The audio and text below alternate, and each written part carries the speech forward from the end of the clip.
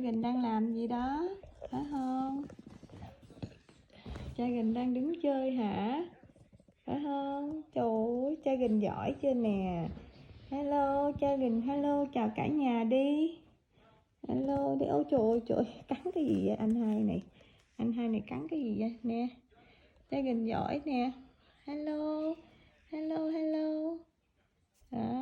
Cha Gình giỏi nè nha. Cha Gình đi quậy nè cả nhà ơi. Ôi, no no no no, xuống đây, xuống đây, xuống đây, xuống đây, xuống đây, quậy quá nè, quá nè. No no no no no no no no no no no no. Dạ, hãy cha Gình chào hello cả nhà đi. Hello. Giỏi. Bắt xuống, bắt xuống, bắt xuống, bắt xuống. Ai da, ai da, ai da, ai da. Ai da, ai da, ai da, ai da, ai da, ai da, ai da.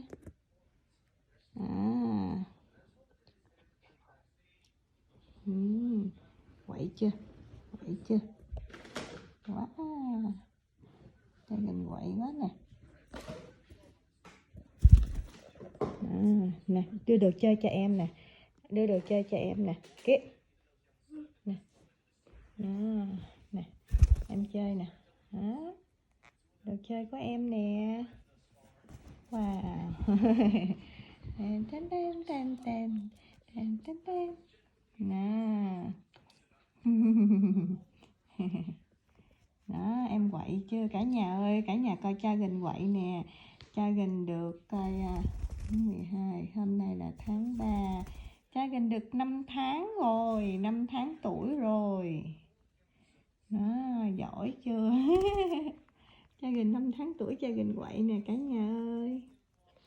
Đó, quậy quá trời luôn nè. Đó, em đẹp lắm, em là màu vàng nha. Em màu vàng với màu cam. Em là màu vàng chanh này nha cả nhà. Em được 5 tháng tuổi rồi đó nha. Wow. Đó, em đang quậy. Em có màu đỏ nè, màu cam nè. Em có nhiều màu lắm nha cả nhà. Đó. Em super siêu quậy luôn đó nha cả nhà ơi. Đó. Cái nó quậy rồi tức à. Nó làm gì vậy? Wow, trời coi kìa.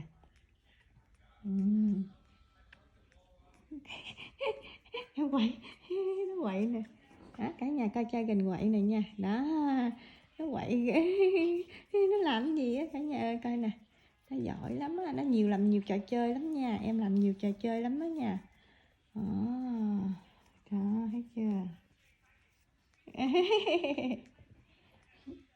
Cha Gình say bye cả nhà đi. Cha Gình ơi, say bye cả nhà đi. Cha Gình ơi, cha Gình à. Nè nè, cha Gình say bye cả nhà đi. Hello.